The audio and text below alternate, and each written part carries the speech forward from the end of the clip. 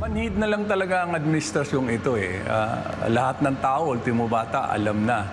Pero sila, nagmamangmangan pa rin. Kita nyo naman sa huling survey ngayon, negative 13 ang trust rating ni Marcos. Pinoproteksyonan yung mga kapwa nilang gumagawa ng katarantaduhan sa bayang ito at yung mga lumalabas sa katotohanan ay talagang pinipressure at tinatambakan ka ng katakot-takot na asunto. Ano tawag nyo ron? Di ba panggigipit?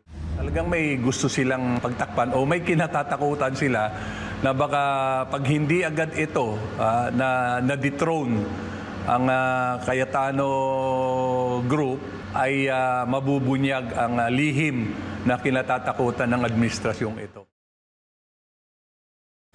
Sumadsad sa negative 13 ang trust rating ni Ferdinand Marcos Jr. Ayon iyan sa pinakahuling survey. Pero ayon kay Councilor Rani Ludovica, manhid na umano ang kasalukuyang administrasyon sa mga nangyayari ngayon sa bansa. Alamin kung bakit niya ito nasabi sa report ni Almar Forzuelo. Kaso, warrant of arrest at kung ano-ano pang pananakot ang umano'y natatanggap ngayon ng mga kritiko ng Administrasyong Marcos Jr. Malaking halimbawa nito si dating Pangulong Rodrigo Duterte na iligal na hinuli at ipinakulong sa The Hague, religious persecution sa Kingdom of Jesus Christ at kay Pastor Apollo C. Quiboloy at pending cases sa mga personalidad na kritikal sa gobyerno. Ito naman ang assessment ni Quezon City 2nd District Councilor Rani Ludovica sa nangyayari sa mga kritiko. Pinoproteksyonan yung mga kapwa nilang gumagawa ng katarantaduhan sa bayang ito at yung mga lumalabas sa katotohanan ay talagang pinipressure at tinatambakan ka ng katakot-takot na asunto. Ano tawag nyo ron? Di ba panggigipit? Sa panayam ng SMNI News, giit ng konsehal na umabot na rin ang panggigipit sa Senado. Nataon ito sa nalalapit na pagko-convene ng mataas na kapulungan bilang Senate Impeachment Court laban kay Vice President Sara Duterte.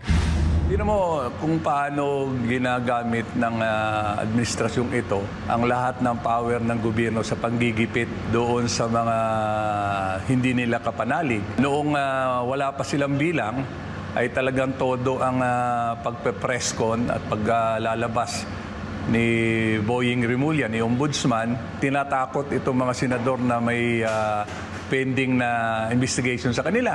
Gaya ni Chis Escudero, ni Joel Villanueva, at pati si Marcoleta. Dahil nga meron na silang 13 senador na bilang at definitely maaagaw na nila yung majority sa Senado. Nakuha na ng Gatchalian Bloc ang liderato sa Senado mula sa Cayetano Wing. Sa ilalim ng liderato ni former Senate President Alan Cayetano ay lumitaw sa Senado ang Brave 18, mga dating sundalo na nagsilbing security aid ni resigned Congressman Zaldico. Ang mga ito ang nagsilbing delivery team ng male-maletang kickbacks sa flood control projects. Ayon sa Brave 18, may mga senador ang nakatanggap ng maleta.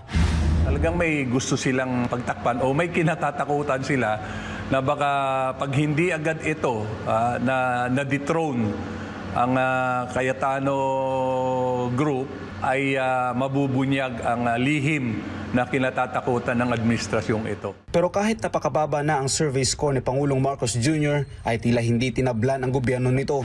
Sa SWS survey, bumagsak ang net satisfaction rating ng Pangulo sa poor na negative 13 sa first quarter ng taong 2026.